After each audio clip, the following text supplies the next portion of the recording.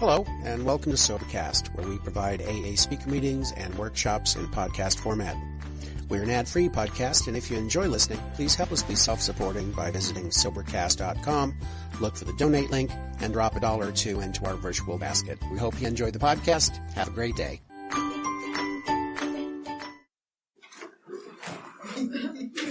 Siggy alcoholic. Siggy. Good evening, everyone. Very happy to see some homies from Rockridge here. Brian and Stephanie.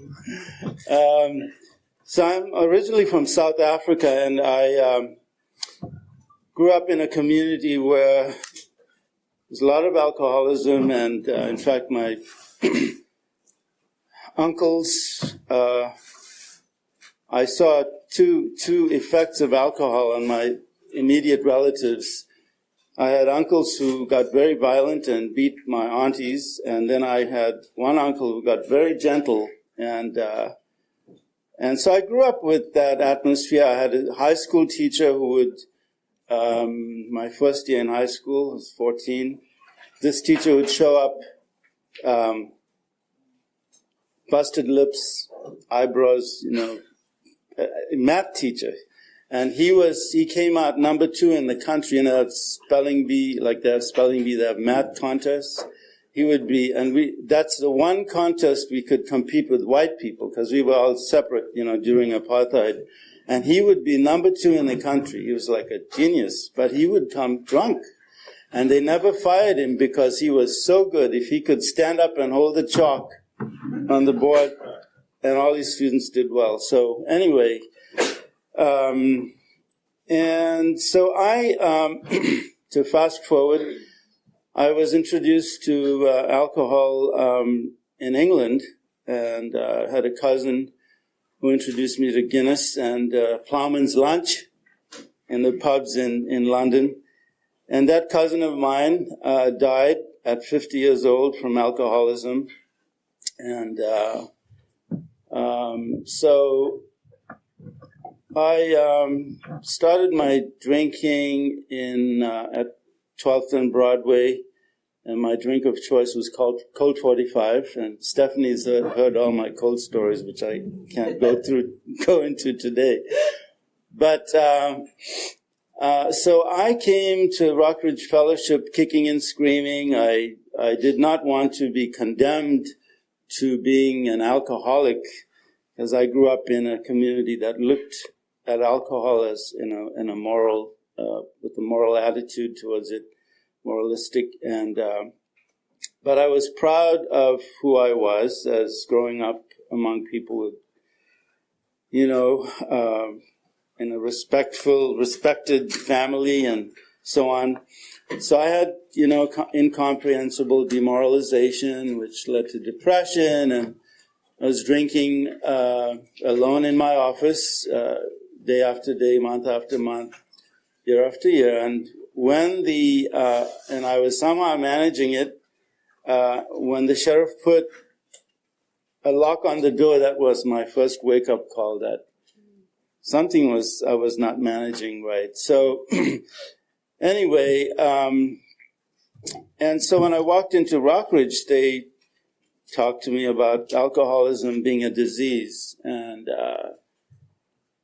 so, and I saw people at Rockridge. I was coming to the 615 that were smiling and welcoming, and I said, well, how could these people be alcoholic? They're smiling, they're happy. And so I resisted step 1 and 2 for 30 or more days, and I was drinking every day.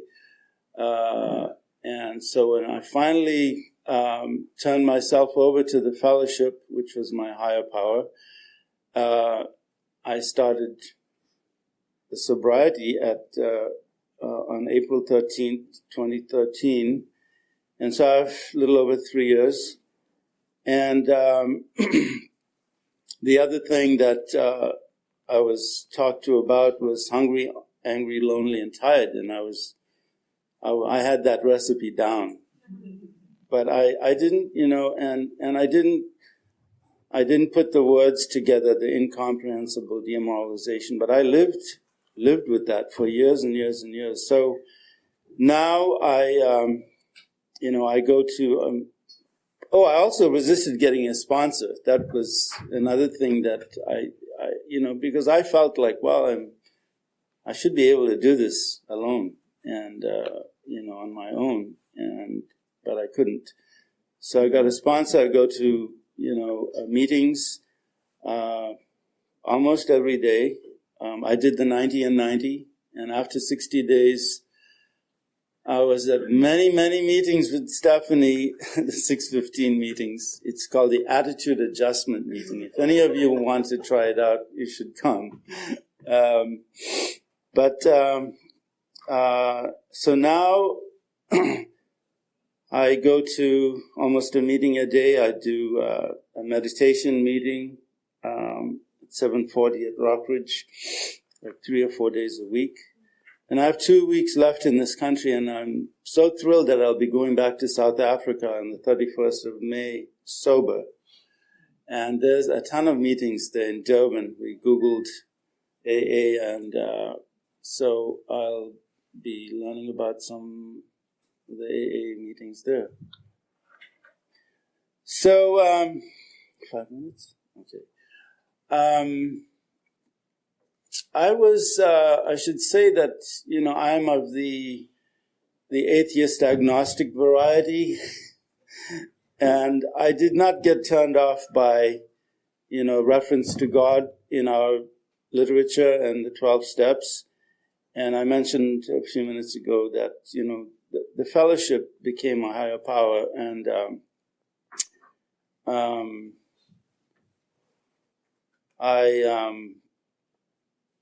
I've been attending the emotional sobriety meetings at the Berkeley Fellowship as well recently. And I feel that even though, and after 60 days, I don't know if I mentioned this, the compulsion to drink was lifted.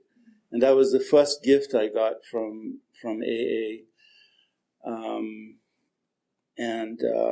I recently, one of the guys who's just has about 30 days now at Rockridge, he says to me, I can stop drinking, I can stay sober for 1 month, 2 months, 3 months, and then I just get bored, quote unquote bored, and he says, is this all there is to it, and and I talked to him about having a spiritual program, because for me it was very difficult until my sponsor explained to me what it means to have a spiritual program. And, I was confused.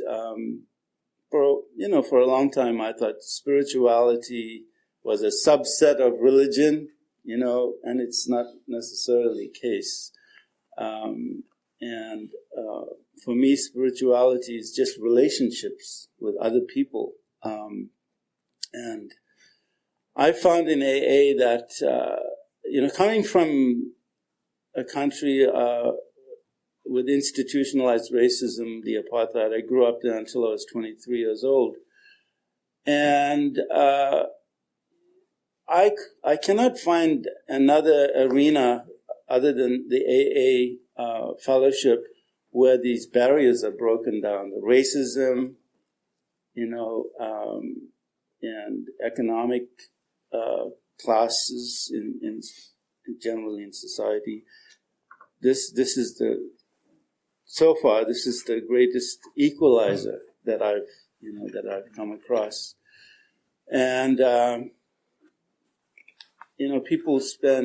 companies spend millions of dollars on diversity programs, so people can get along, and we can get that here with free. It's a free program, except for contributions that are needed to keep the fellowships going. So I'm very glad that Guillermo. I have to thank Guillermo for introducing me to you guys, and but that's about it. Thank you.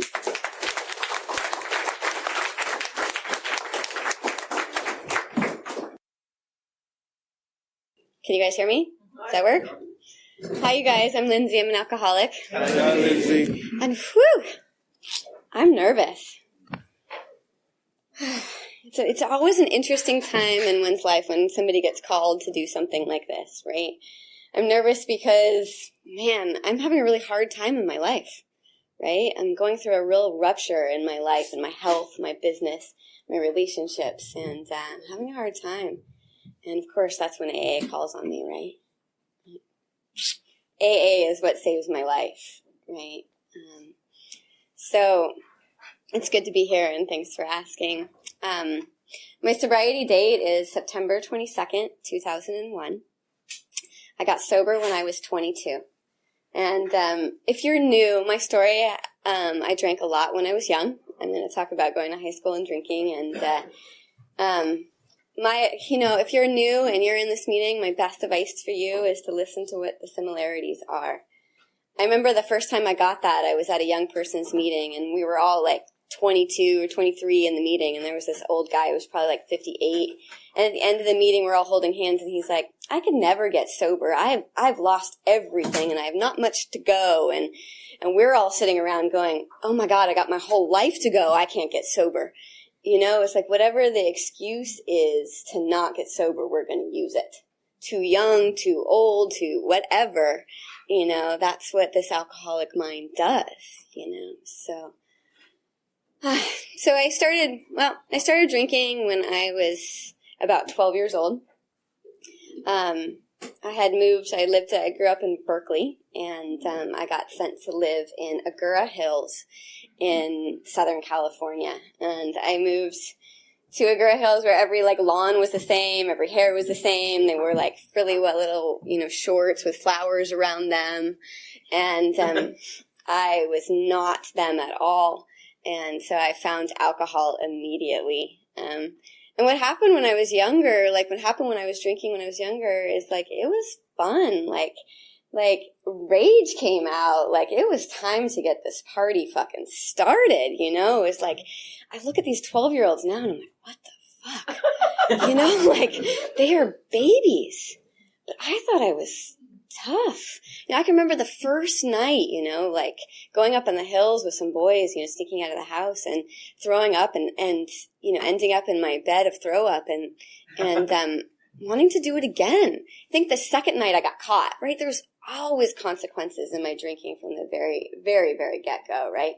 The second night I went to a party of the older brothers of the boys we were hanging out with, and my dad came and picked us up, and I stuck my head out of the window the whole ride home so that he couldn't smell my breath. Of course, I got caught, right? So it was always like that. By the time I was 13, in that first year of my drinking, I had my stomach pumped. I ended up in the hospital, with a blood alcohol level of 0.38. We had snuck into somebody's house and pulled all this liquor and put it all together, right? And I almost died right away. And I remember the next day, and this is what happened for the rest of my drinking. This isn't my first 6 months of drinking, right? It happened all the time. It was the next day, I'm totally, I've had the IVs taken out. I'm sick as can be. I'm at home. I'm in trouble. And my voice machine, with a machine back then, right? Had 5 messages on about how I don't want to be friends with you anymore. You are not appropriate for me, and I can't believe you did that. And I was immediately shunned, that feeling of not belonging, and that happened a lot, When I got sober that night that I got sober, it happened the night before too, right? I was dating this cute boy, and of course I did the same thing by drinking and carrying on and kicking and screaming. And he's like, not enough. I've got enough of you. You're not worth it. It's a common theme. So when people, for me, there was never having just one drink of alcohol. I drank to get drunk, right? And there was always consequences. By the time I was 15.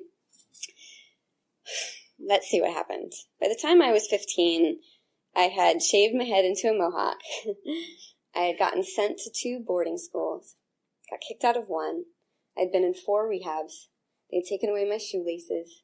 They had taken away my belt, and I thought I was pretty badass.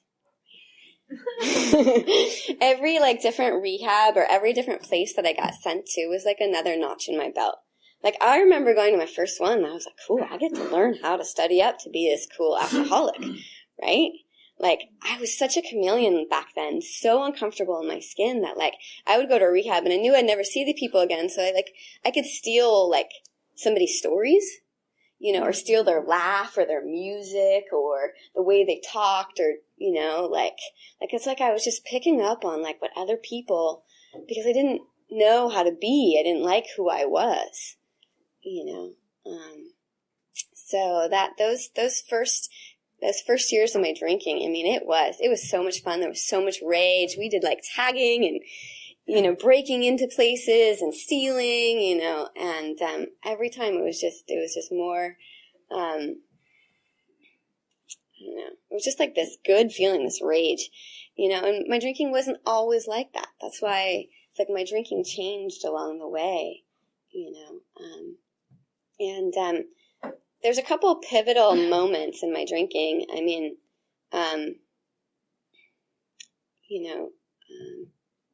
Let's see what are the pivotal moments. So I remember swearing off drinking, right? Being 15 years old, being I am going to stop drinking, right? And my rule was I was going to not drink alone, right? You guys have made that, right? And 2 weeks later, right, I'm well, I can drink if I'm on the telephone with somebody, right? I can drink if the TV's on, right? There was always this control of my drinking, trying to manage my drinking. How much can I get away with? How much can I do? Can I get that perfect buzz? Can I do some powdered alcohol so that I can drink more? It's how can I manage this feeling that I really like? You guys know what it is, right? When you have a few beers and the sun's going down and it's totally pink and the barbecue is on and your jokes are really funny and the birds are chirping and other people are funny and it feels good. With that perfect buzz that later in my drinking never happened. Right? I was always seeking that place where I felt good inside because I didn't feel worthy or good. And the thing is that the more the things that I did, whittled away at that. I remember my mom set the cops up after me after I'd run away for the umpteenth time. And she's concerned. My mom was really sick too. So she was frail and searching for me and sick. And I just put my middle fingers up in her face and said, fuck you, bitch. How dare you try to tell me what to do? Those are the things that I did while drinking and drugging, and the more the things that I did, was the more that I felt I needed more alcohol to kind of, numb those feelings that I was feeling inside. So there's one moment when I was I think it was about 16 years old, and all my friends, again, I had became I like to say I became the powdered alcohol dealer I was a, powdered alcohol dealer, but I wasn't really a dealer because I was just selling to the boarding students at the high school, because I was a day student, so I had a real captive audience. I wasn't that cool, but I wasn't very good. And, all my friends, once again, the parents had been we don't want you to hang out with Lindsay anymore. She's a bad influence. And my friends were starting to see my behavior and not wanting to hang out. And so there I am, 16 years old, and I've just pissed dirty for another drug test, right? I can remember it exactly. I'm sitting on the doorstep of our home, and my dad's on one side, and the high school counselor is on the left-hand side. I'm about to get kicked out of college, kicked out of high school, and my counselor is making me tell my dad about the drug test, or he will, right? That's the ultimatum. So I tell my dad, and my dad's crying and sobbing once again. And in this moment at 16 years old, right, I say, okay, I'm going to stop. Okay, I don't want to do this anymore. Right? Have you guys done that? I don't want to do this anymore, have that feeling. And so they actually give me another chance. They say, okay, we'll give you one more chance. And I tried. You know, I had been sent to AA from that first rehab from when I was 12 years old, 13 years old, 14 years old. I knew about AA, right? And actually, to tell you the truth, I met some of my best hookups and best drug dealers in these rooms. You just sit in the back and be like, you doing this thing? You believe this shit? I'm aware of you guys. No.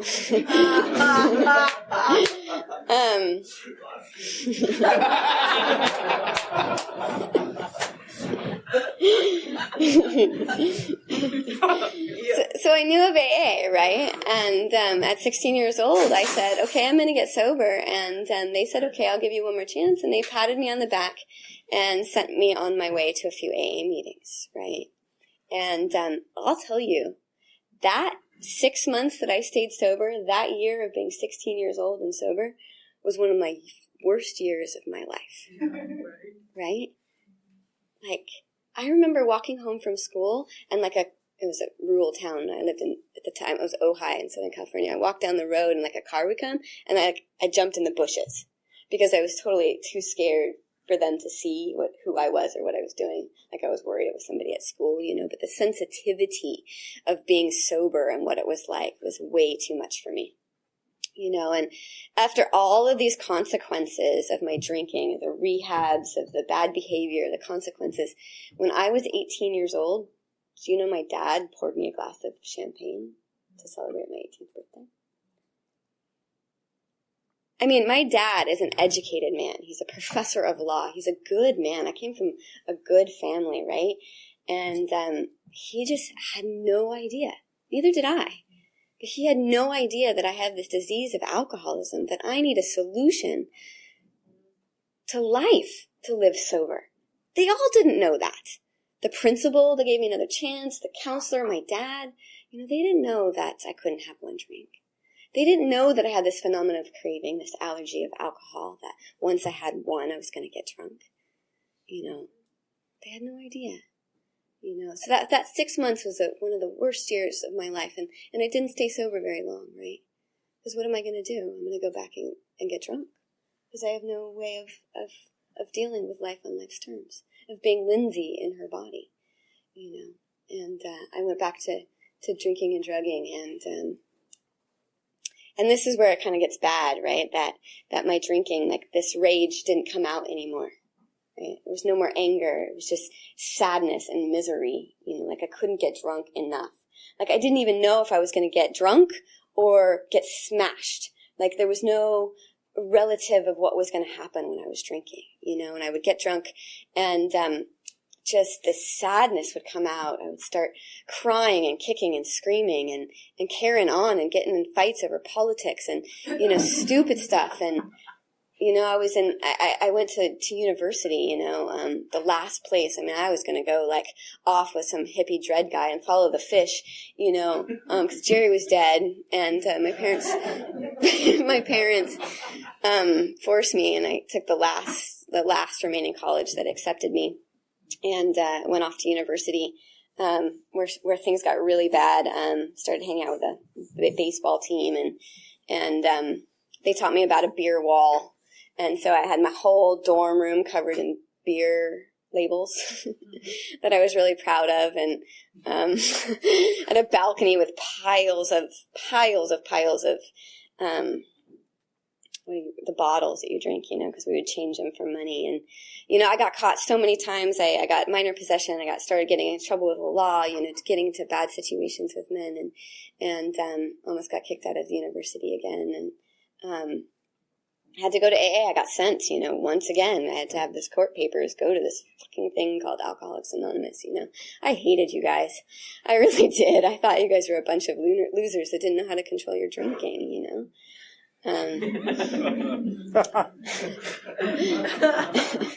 You know, and I remember even like going to a therapist and trying to tell them what was going on and like how I needed help, and you know, I'd have those like moments of clarity where I need to change my life and do something. You know, I don't want to be like this. I don't want to live like this, and you know, so I just continued to drink, and I'll tell you, when I got sober, it was no big bang. It was no like rock bottom horrible, It really wasn't. And if you had told me that I would have 14 years and been through what I have been through on that day that I came into Alcoholics Anonymous and got sober, I think I would have been out of the fucking door in a heartbeat, But that night, I told you I was out with a cute boy, and I was supposed to be the sober driver. And I argued with him for hours because I knew I wasn't going to do it. But he didn't get it, right? And so I was like, okay, I'm risking our lives, And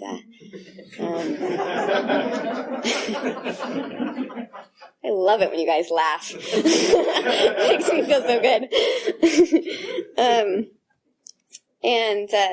So there I was. I actually don't remember how I got to Alcoholics Anonymous the next morning, or the next day. I really don't. I don't remember looking. I don't think there was the World Wide Web then.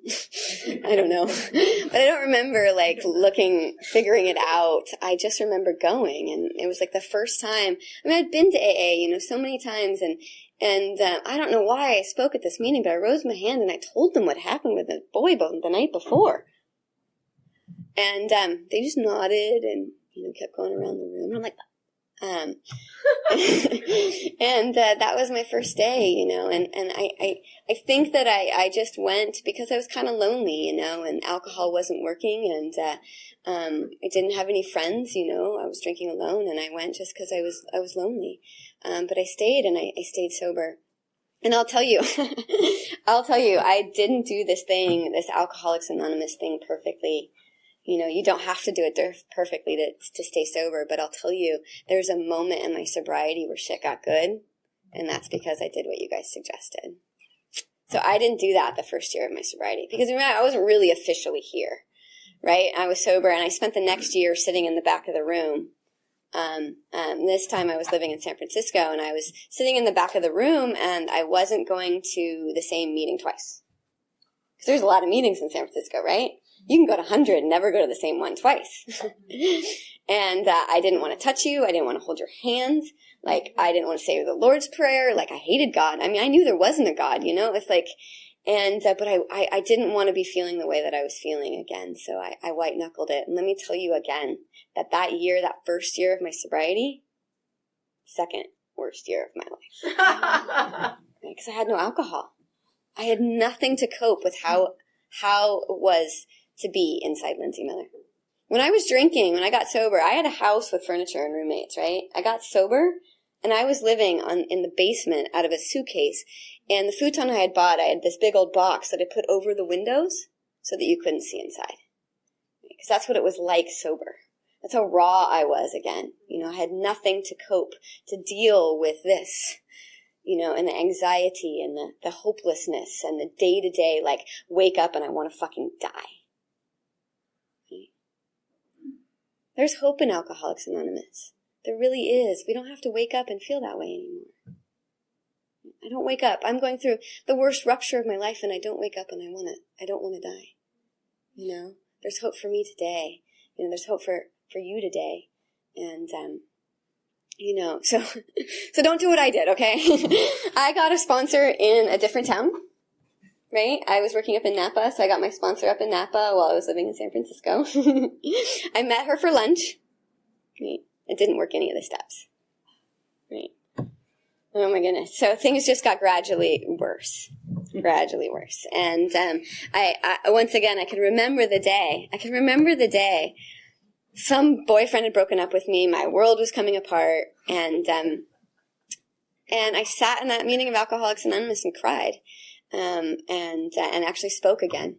And I finally, what happened was, I got a sponsor. I moved to Napa, and I got a sponsor in the town that I lived in. And I can remember the day that I went and saw her for the first time. And she told me to bring the big book, the 12 and 12, a pad of paper, a highlighter, a pencil. And so I waddle in with all my stuff to her house, and out walks another sponsee, and then I walk in, right? And there's doilies and candles, and I feel like I'm in Bible school. Fuck me. And I sat on that couch in that day. And this is where my life changed. I sat on that couch that day and I said, I'm going to be honest. I'm saying this inside. I'm going to be honest to this lady today. I'm going to tell the truth. Now, I had been in rehabs and boarding schools. I had been, in the court systems. I knew how to manipulate.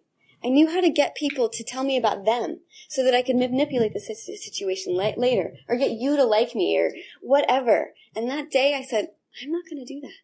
I'm going to be honest with this lady about what's going on. And that's when my life changed.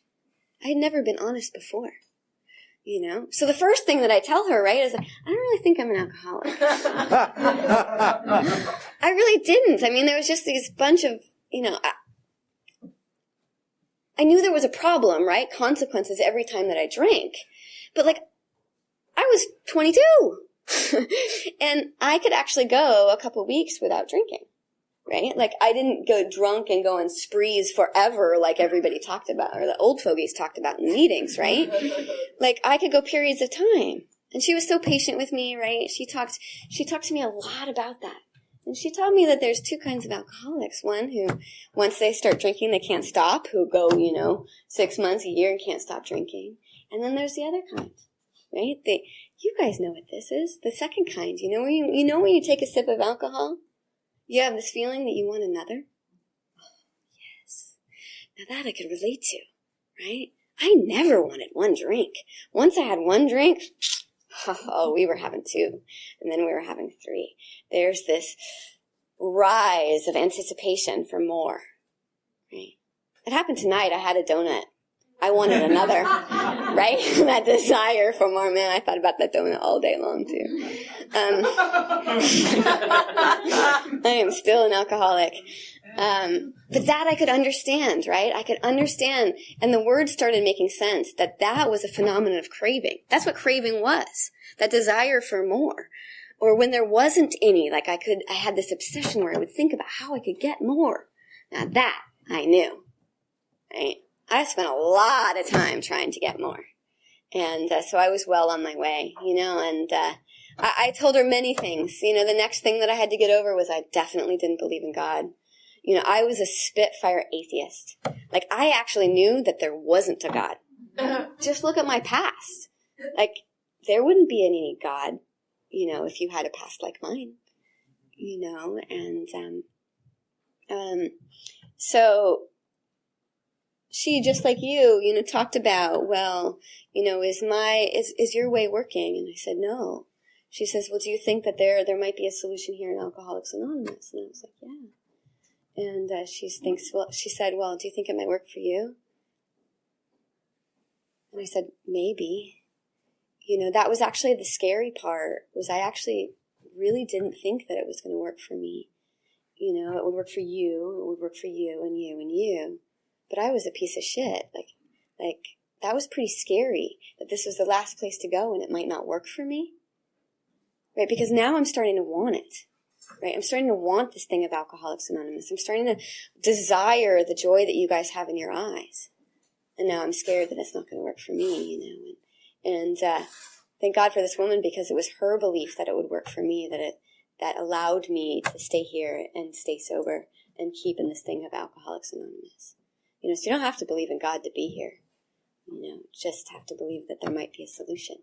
And you have to believe it works for you. You just stay, be willing to do what we ask of you.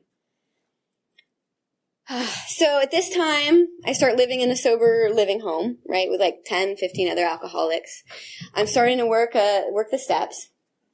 You guys are starting to fuck up my misery, right? 15 alcoholics. Oh my God, that was a crazy nightmare. I get this commitment at the Friday noon meeting. I'm the speaker getter, right? And so the noon meeting was the only meeting that I felt comfortable going in it, because it took me a long time before I could look you in the eyes or hold your hands or anything like that. And the only meeting that I felt comfortable going to was the noon meeting, because there was newcomers and old timers and nobody cool, right? Sweet. Yeah. And so I was a speaker getter, and this became my meeting. Like, I started feeling comfortable at it because I knew you, and I knew you, and I knew you, and if you were new, I knew you. And I started feeling comfortable in this thing called Alcoholics Anonymous, and that was because of service, right? So now I have recovery, I have service. And there was 2 other young people in Napa, 2 girls, and I became friends. So now I had 2 friends, now I had fellowship. So I got these things start working in my life, right? I got service, I got fellowship, I got recovery. Start doing the steps, I do an inventory. Oh, that sucked.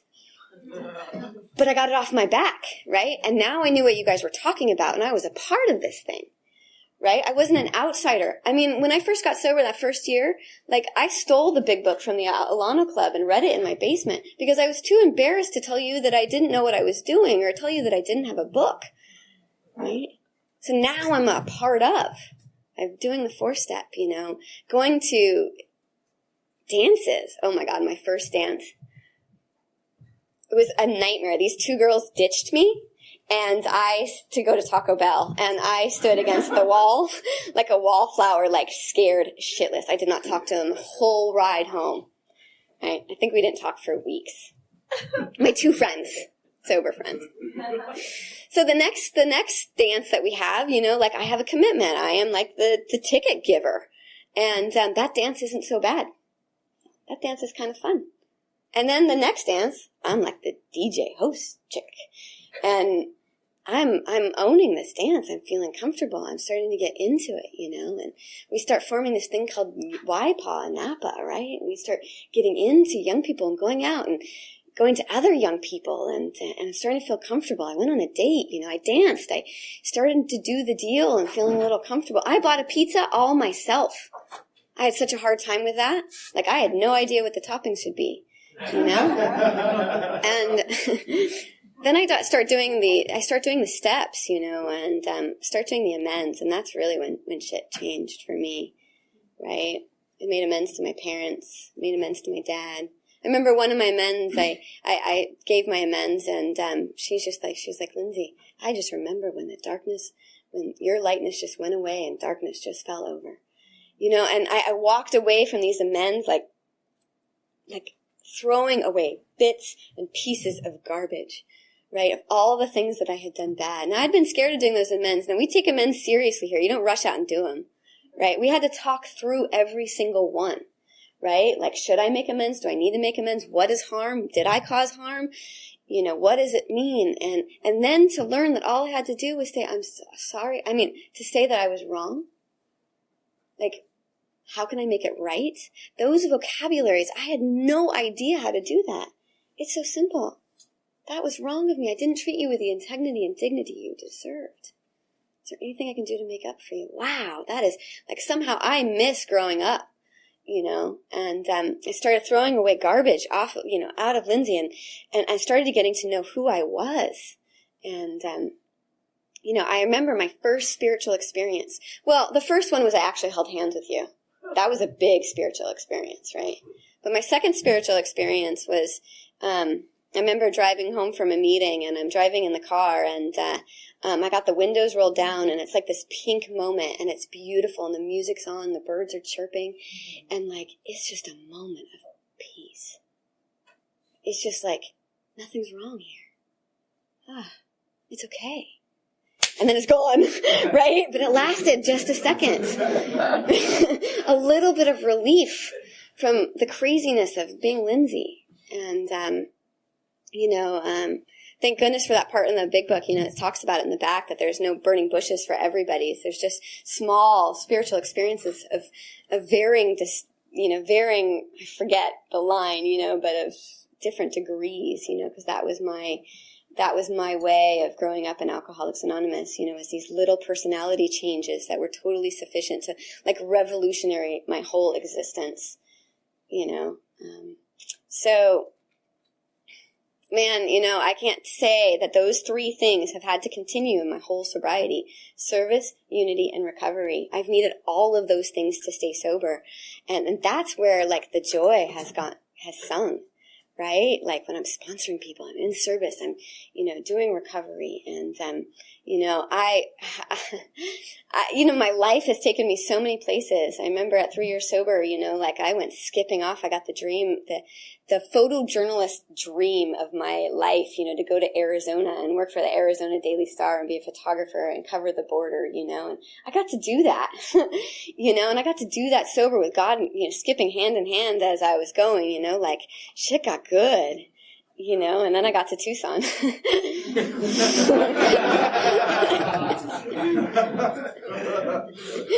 You know, and I am so welcoming to people who just move to places, because when you move to a place and you're not a newcomer, it's hard.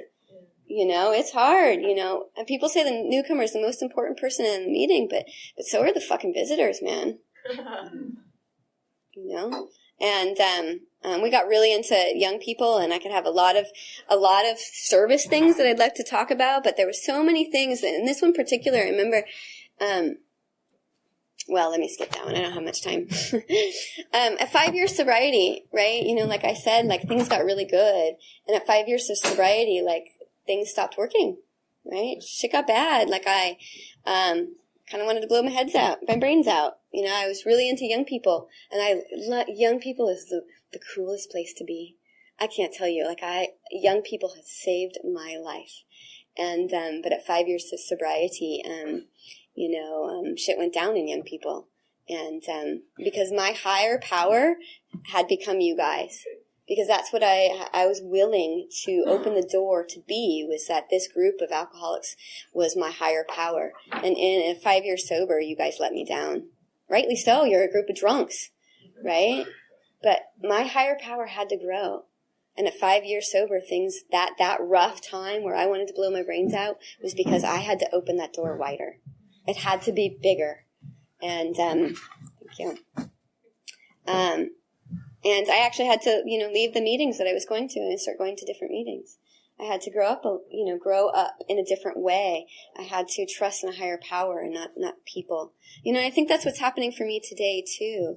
You know, today, you know, that rupture of 5 years sober led me to like creating my own business and creating a successful company where I started flying all around the world. Like people were hiring me in all different places, like Paris and Bali and all these places. And I was getting flown all over the world. I mean, you know, this drunk who was so scared to look you in the eyes, you know, got to create this dream of life where I got to do these amazing things, you know, and that's just as scary for me than when shit hits the fan. You know, I was really scared to come to Alcoholics Anonymous and tell you how good things were.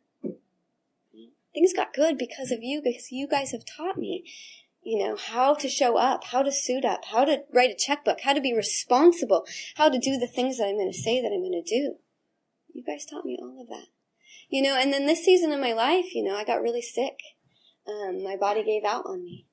My health gave out, so then the business went. Then my relationship went. And right now I feel stripped of everything that I have wrestled satisfaction out of. Because I'm still left with that ism, right? I'm still left with that desire for more, for creating a feeling myself because of what is happening out here. And that's not where the relief lies, right? That's not where serenity lies. You know, and I did. I have been stripped and taken away of the things that I have called Lindsay, you know, and like I just get to allow a new being to emerge, just like when I got sober. I don't know who she is.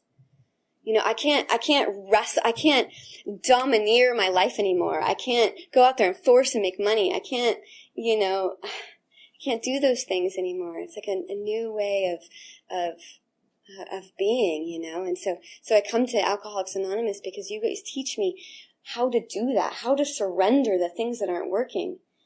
You know, the character defects that I've chosen to dabble in and get some satisfaction out of. You know, and this is the place that I go. And you know, in the last few years, which is really, really also really cool, is that I've gone to other places too. You know, I've opened my eyes to other, you know, religions and other places where I can see how other people have done it.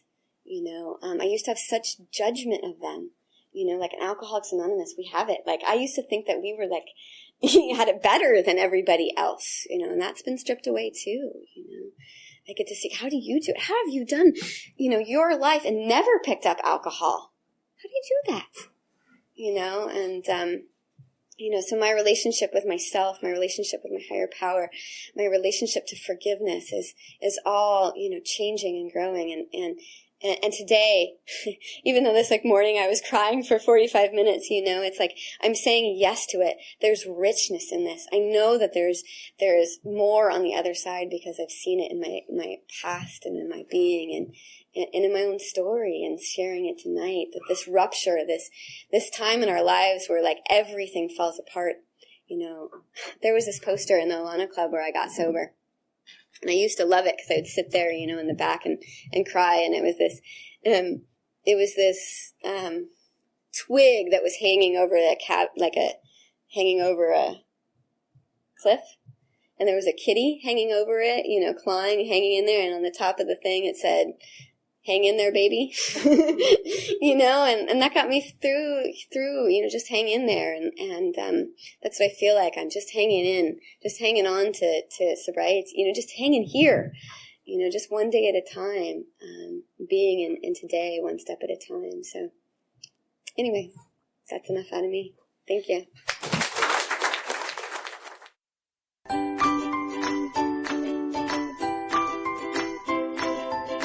Thanks for listening. I hope you enjoyed the podcast. Sobercast is ad-free, and we'd like your help in order to keep it that way.